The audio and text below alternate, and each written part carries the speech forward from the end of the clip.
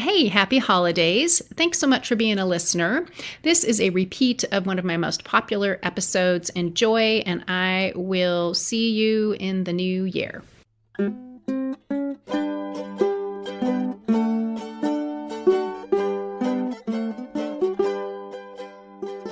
Welcome to Just Say This, the place to get all the help you need for the birds and bees talks. I'm your host, Amy Lang. Just a quick reminder, this show is for grown-ups because I'll be swearing. There'll be lots of swears, and then I'll also be talking about grown-up sex. I can guarantee that your kids do not want to listen to this, and they really don't want to listen to it with you. You've been warned. Do you have a question for me? Please give me a call. The phone number is 206-926-1522, 206-926-1522, and I will answer on the show. And if you have a funny sex talk story, please call in those as well. 206-926-1522. Thanks. Hi. Hey, before we get started, I just wanted to say thank you for those of you when you call in and you tell me how much you love the show and when you send me emails because you need help. It really is great. It feels so good. I feel like I'm shouting down a well here sometimes because I love me an audience and I got a mic for an audience. Anyway, thank you so much. And I have a favor. Would you mind, if you haven't already, putting me on pause here for a minute and rating the show? I would really appreciate it. The higher the ratings, the more likelihood I will get sponsors. And of course, the more downloads, the more likely I'll get sponsors, which will just help me keep this little machine rolling. I did a chirp a few episodes ago about consent, and I thought I would do a bigger chat about consent because, of course, it is something that is, of course, on everybody's minds for a variety of reasons, primarily safety reasons. And I just did a class, virtual class with my colleague, Christy Keating from Savvy Parents Safe Kids, and I learned a ton. It was really a great time that we spent together, and I wanted to share some of what she taught, and she's terrific. Her website is Savvy Parents Safe Kids, and she's a former prosecutor who prosecuted, sex crimes and that kind of shit. Pretty awful, but she's turned that into this really terrific company. And so she helps families talk with kids about sexuality and, sexual consent and consent in a way that's not scary or creepy or anything like that, in a way that your kids can hear. Anyway, so our conversation was really good. And the piece that I want to talk about is something that she calls the omegas of consent. This is hers. She invented it. She developed it. And I found it to be really helpful just in terms of kind of encapsulating what sexual consent should look like when it's healthy and positive and working. And there is a question today from a mom about her kiddo and the doctor, so I'm going to answer that later. But the first thing I want to do is just remind you that the word consent just means agree. When someone consents to something, they're agreeing to something. And I think we get all worked up about consent and the word consent. And I also think that it is a word that our kids hear, but they don't really get. So I would highly recommend that you change, like you say consent and you say agree, because they understand agreeing. They don't necessarily understand consent. So here's what she said. Here are the omegas of consent. So the first letter is O, and O stands for ongoing. So consent is ongoing. So that means when you are initiating or in a romantic moment or sexual business is on the table, there's pretty much a constant checking in. Now, I realize that that sounds really tedious. May I hold your hand? May I kiss you? May I touch your breast? May I touch your breast under the shirt? That all sounds really tedious, and yeah, that is, but as people are learning to be sexual with one another, it's really important that they do take that time to ask those questions. And when people get older, they're better able to read people's body language. But I think initially, while you're talking with your kids about consent, you just emphasize that it's ongoing and that everybody needs to agree. Both people need to agree. So the second letter is M. And that stands for mutually desired. What that means is that both people want this thing to happen, so it's mutual.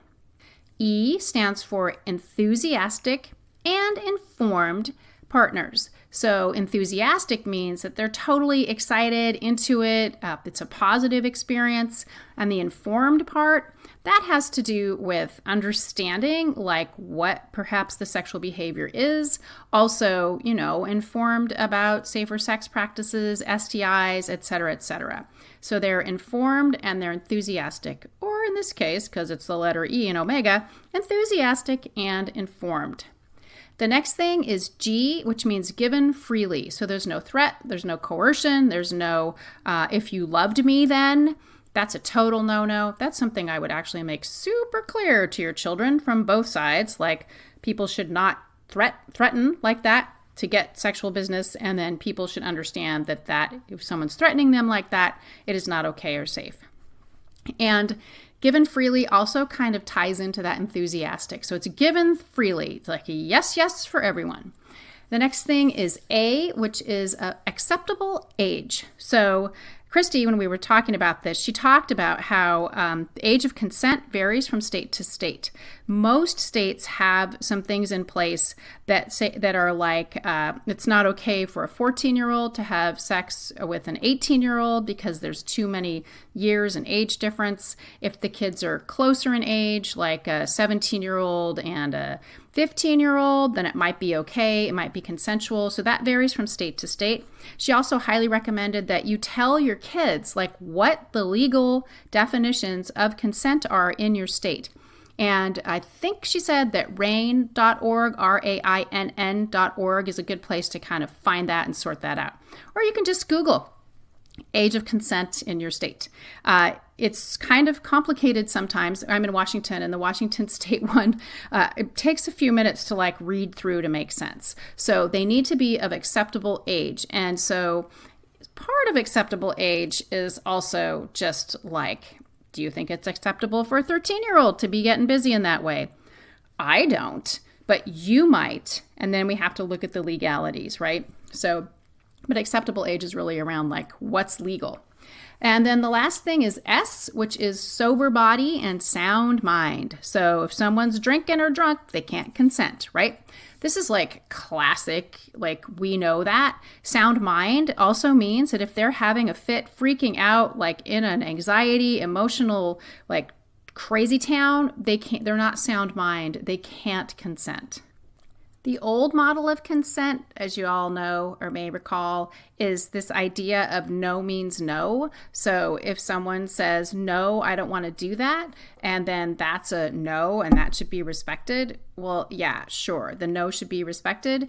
But I know from personal experiences that there were many times when I said no, yes, because I got convinced, or I was like actually kind of into it, but I wasn't sure, but then I got pressured, and then I did whatever it was.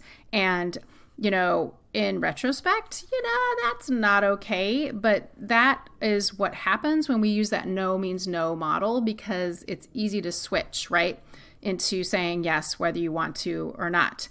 Now we say yes means yes, an enthusiastic yes. Can you see how that feels better? Because if you're in this position where you're having to say no and expecting someone to like expect that, like they'll respect that, when that doesn't happen very often, like even in real life, even in regular life, right? We'll say, nah, I don't want to do that, and then we'll change our mind. But if the expectation is that your partner says yes, it's different, right? So yes means yes. And this is sometimes something that feels a little awkward, but that's because of our social conditioning around like, and frankly, it's fucking sexist. Like it's the women, it's the people with vulvas that get pressured like this. I know it goes the other way, and I know in same-sex relationships, absolutely this happens. But when I think about this, I always think about like it's a guy pressuring a gal. So I do want to mention like talking to younger kids about consent, and you don't start out with the omegas. You start out with talking about just body boundaries and agreeing to different kinds of touch that's non-sexual touch. The omegas are for later, and also for you, right? You can be like feeding your kid this idea of consent is ongoing. And what that would look like is you consistently I know in families you can't always, like, it gets exhausting to say, may I give you a hug? But you consistently ask first before you touch your kiddos, especially if the child's not your own child. It's really important that you model safe behavior. And then talking to them about mutuality, right? So everybody needs to agree to having the hug or playing the game or whatever. Also, again, that enthusiastic. So you just want to look for that. And for you, like, feeling out the child, because if the child says, sure, but that tone and their body language is not enthusiastic, then you as the adult need to assess that and say, oh, hey, you know what? It seems like you're not into this, right? So we're kind of like training up. And then talking about acceptable age, it's not really relevant here in per se. And then sober mind and sound body, I would say that looks, so the sober mind and the sound body with the person who's 5 and having a freak out is kind of different, because sometimes you need to like protect the child because they're hurting themselves or hurting someone else. So consent there may not exactly happen. Anyway, I loved this conversation we had, and I think we're going to make the recording. I'm pretty sure we're going to make the recording available. So if you're not already getting my newsletter, you can sign up at birdsandbeesandkids.com, and you'll get a link and information about how to sign up for this talk we had. And then I just want to be super clear. This is not me. This is my spin. It is not me. The omegas of consent are Christy Keatings with Savvy Parents Save Kids. The link is in the show notes. You can learn more from her. She's terrific. She's got a great newsletter. And so I just was like hot to share this. So anyway, enjoy consenting. As with all of this business, start small, pick one little thing you can do, and then keep those omegas in mind. Hi, Amy. I have a 13, almost 14-year-old son. He'll be 14 in actually less than a week. And we used to talk about, we've read a lot of books. He's had full sex education since he was pretty young. You've helped me with some other things in the past. But the last year plus, he used to ask me questions regularly about stuff, felt free. Now he doesn't ask questions anymore. And we were reading one of the big books, basic books. Can't remember the name of it, but he doesn't want to read that with me anymore. It's almost like he's gotten to that point where more self-conscious, more embarrassed to talk about it. So how do I try to get to continue to talk about this and even finish the book? And my other big question is, he stumbled upon a bag of, shall I say, some sex toys. He actually didn't look at the bag, but I realized what was in the bag, and then I couldn't decide if I should move the bag away so he doesn't find it or leave it and let him, look in it and ask questions. So I ended up hiding the bag, but it seemed like an opportunity to have a discussion about, consenting adults and so forth. But he can't even stand the word sex and or the word penis. He's like, so anyway, that's it. Thanks so much. First of all, I just want to reassure you that what he is doing, his resistance and his gross out and all of that is 100% developmentally typical. There's nothing wrong with him. He is doing his adolescent sexuality development thing that we expect. For some reason, when kids, not every kid, but lots and lots of kids, when they get into solidly into puberty and adolescence, they do not want to talk to us about this. Part of it is because they think they know everything, they think they know everything. Part of it is because they really are uncomfortable with this. It might be, I haven't read any studies or anything, but my guess is that they might be suddenly seeing that this could be it's on the table, it's in the future. They're getting closer. They're watching their friends who might be dating or, Lord knows what on the internets. So I am not surprised at all that he's gone from super open and curious and down with reading the books to basically F you, hell no. So that's my first thing. I also want to say, go you for being really on it. I loved that you said that he's had sex education from the time he was really young. It's terrific. Love it, love it, love it. So the good news about that is he's got a ton of information already. So now, what are you going to do with this kiddo who doesn't want to read this book, does not want to read it with you? Totally. Would you have wanted to read a book about sex with your parent when you were 13? I'm guessing no. There may be a part of you that's like, oh, sure, I would have loved it. I'm going to go with no again. So some ideas to help him, to help you help him. A couple things. First of all, use the tools that he's using. Text him, write him notes. And just because he's shut down does not mean that you take your cues from him. You still have to keep talking to him because of, oh, what's Amy going to say? Fucking porn exposure. So anyway, I'm sorry. So kids are getting their information from porn. They're talking to each other. So he also might be thinking, oh yeah, I got this all going on because I have this new legit information, which we all know is not legit. Sorry, I said porn. So how about you all just take a deep breath because we got to get that, shove the porn thing into the dark place. Sorry. I apologize. And also not sorry. Sorry. Okay. Again, not sorry. All right. So a couple things. One thing you can do is you can make a deal with him that he read a section of the book every night or over the course of a week. He needs to do it where you can see him, where he can't fuck around and not actually read. And then what he's doing is he is earning something. So, children at this age are very money motivated. So for every section he reads, he gets $5. Or there's something he wants to do or he wants to buy. Absolutely nothing online, nothing tech related. Maybe there's an experience. Maybe he wants to go skydiving. Okay, maybe not that. So figure out, I can talk with him. It's like, look, you need this information. The book's got tons of information. So how's this? We're going to make a deal. You don't have to read it with me, but I do need to see that you're reading it. So here's how this is going to work. And then you're going to earn it. I may have spoken about this before, but this is technically called bribing. And I am a fan of using all of the tools in the toolbox. So if you're like, oh my God, I'd never, screw that. Whatever it takes. So that's one option with him. I also think that you just saying to him, it's like, look, I get it. You're grossed out.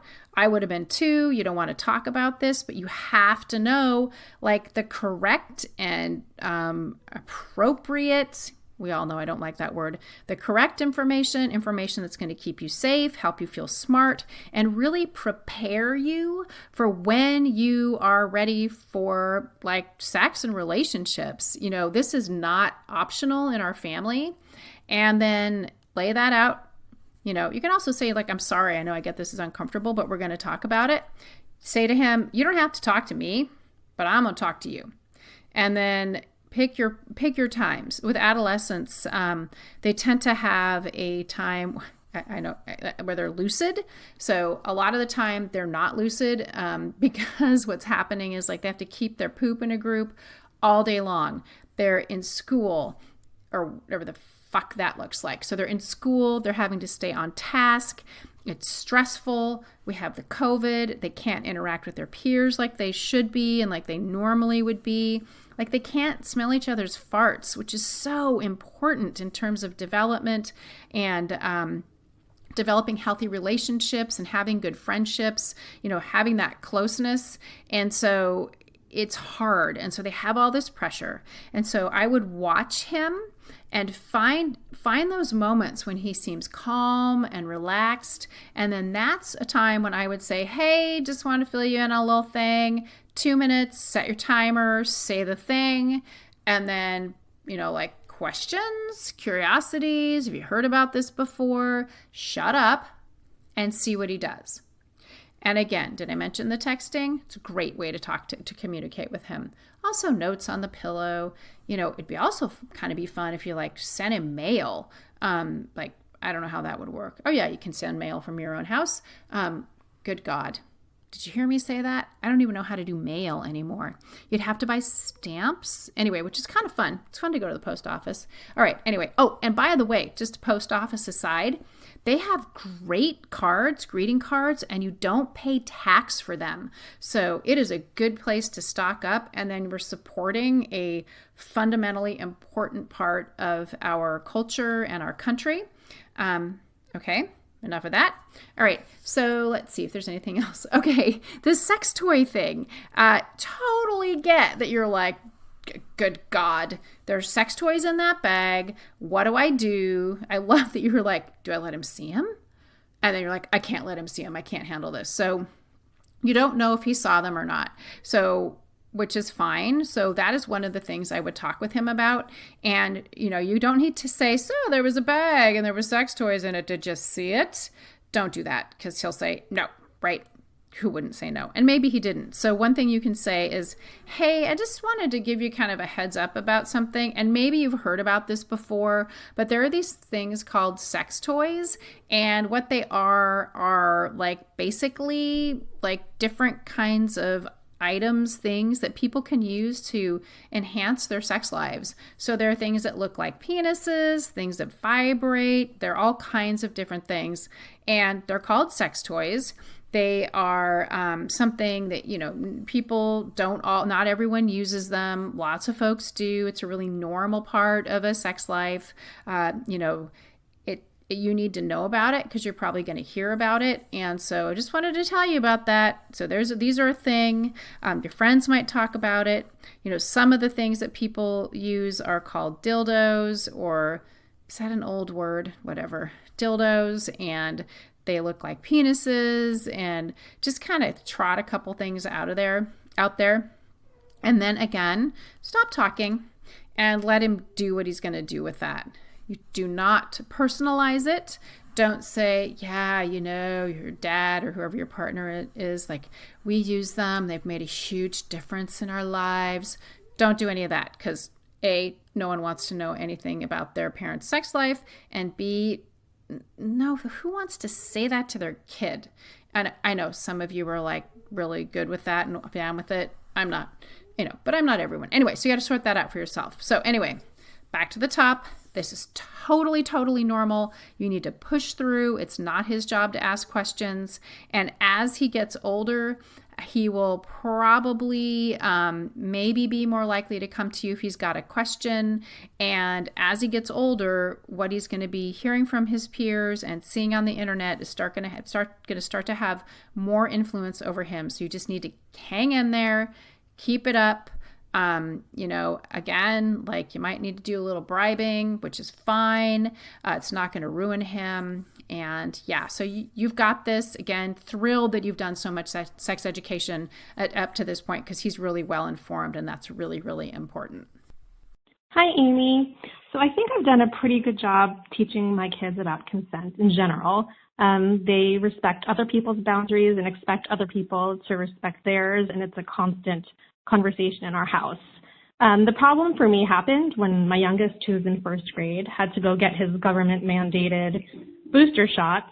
We live in Israel, so I know that's not necessarily for everyone, but he did a great job of breathing and staying calm, and I even offered him to play video games when we were all finished. But the second that it happened, the look of betrayal, and it just broke my heart, and I don't know how to explain to him the difference between consent that we explain, which usually has this sexual connotation to it, and consent with doctors. It just feels it feels very similar to me. So I'd love to know your thoughts on this. Thank you so, so much. Yeah, that sucks. I know you're doing all the right things, explaining consent and talking about it, and I'm guessing you're demonstrating it. And then you're at the doctor's office, and the doctor has to do something that does not feel good and is ouchy, and also is a thing that you probably wouldn't agree to do if you didn't have to do it. Yeah.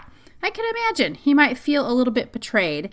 I can also imagine that maybe he doesn't, because he's 6, and you know that there's this kind of conflict between like sexual, or I'm going to call it like personal consent, as opposed to doctor consent, where it's just not an option to say no often to the doctor.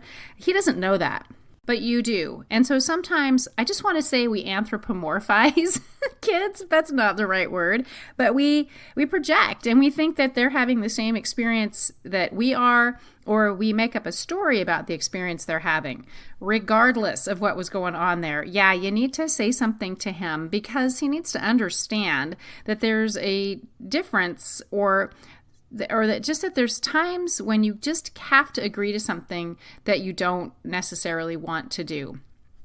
So I'm thinking about this like you have your personal consent conversations, like it's interpersonal, like between friends, between family members, where you're having these conversations where you say things, like, hey, you don't have to give Uncle Creepy a hug if you don't want to. Every safe adult knows that you ask before you touch someone, and then you demonstrate, hey, can I have a hug? And if they say no, respecting the no, and all those awesome consent conversations. So those are like personal consent conversations. But what you should talk to him about, just say like, there's that. And then the other thing is that sometimes like when you go to the doctor, or there might be some other circumstances for your safety or that sort of thing, where you're not going to be able to say, you're going to have to like agree or put up with whatever's happening. Like at the doctor's office, you don't have a choice about having a shot. It keeps you safe. It keeps you healthy. And it's just something you need to do. And you can also say, I was there with you, the doctor's there, he's a safe person, or they're a safe person. And just talking about that, I think that kids need to know that. Like there are times when you just really don't have a choice. Lots of times you do, like doing a full physical exam of a child, including their private parts. I have had some families where the kid has said no, and the doctor has absolutely respected that and just had a conversation. That's totally fine. Most pediatricians these days will ask first and ask for permission before they touch a child, which is really, really awesome and a great demonstration of consent. So anyway, thinking there might be a little projection going on there. I think that, just having a quick conversation with him is a really good idea. And then, now he knows. And when it's time to go to the doctor again, you can talk about, remember, there might be some stuff you don't want to do, but you're going to need to do. And when we're done, let's go get ice cream, or we can figure out like what's something fun you want to do, and then go from there. Hi, Amy. I love your show. Question for you. I have a daughter who's 2.5 years old, and we have a friend who my daughter knows by one name, and this friend is in the process of transitioning and wants us to call them by a new name. And I was just wondering if you had any suggestions for how to explain that to a 2.5-year-old. Thanks so much. This is really easy. She's 2, so you don't really need to explain much to her. I think what might be happening is that your maybe confusion, I know you're not confused, but the newness of this and your adjustment from this person who you knew as Rose and as a woman is now Raphael and a man. And so that's getting in the way of you talking to your daughter. All you need to do, or I don't know the gender, talking to your 2-year-old, all you need to do is say, hey, Rose has a new name. It's Raphael, and Rose was a woman, and now he's a man. Isn't that cool? Amen. The end. So that's it. Nothing else. And then y'all are going to have trouble because you're going to Raphael at them. Or if it goes the other way, I can't remember. Did I mention I'm tired? Okay, sorry. So yeah, just I mean this lovingly. Calm the fuck down. You're overanalyzing. Anyway, side note, this is going to sound, it is super judgy, and it's just something that confuses me. And I was thinking about it today, and I think I understand why this might happen. It is an enormously big deal, socially, emotionally, financially, physically, the whole 9 yards, to go from being one gender to the other, to being trans. So I totally get that. But here's what I don't get. a lot of the trans people that I know and I've heard of, they pick terrible new names. I don't understand it. Like, you have all the names on the planet to choose from, and then you pick Alex, which isn't terrible. It's just boring. So anyway, I'm being kind of an ass about this. I just don't understand it because there's a lot of cool names out there. Raphael, for example. Perhaps if I were trans, I might pick Raphael. Anyway, so just throwing that out there. If anybody has any ideas about it, feel free to leave me a voicemail. Because why not? But don't be a dick. I'm sorry. Don't be an asshole. Anyway, just that crazy thought. So bottom line is, if you have friends who are trans or changing genders, changing names, just be matter of fact and positive about it and leave it at that, especially if they're two. Okay. I'm done now, but I need a favor. I need questions. So if anything I talked about today sparked a little curiosity in you, please call me and leave me a voice message. Or if you're like, oh, my cousin's completely confused about that, ask the question on their behalf. Anyway, you know the number, 206-926-1522. And then one final show note. I just want to reiterate that my conversation with y'all about consent and the Omegas is not mine.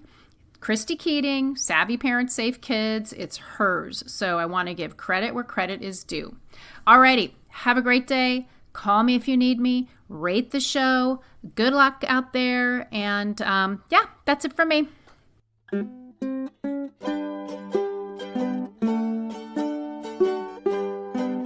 That's it for this week. Thanks to everyone who's been calling in. The number's 206-926-1522, so please leave me a message if you have a question or a tale from the trenches. And thank you to Melanie Smith, my producer, and to Rolf, who wrote the Birds and Bees and Kids theme song.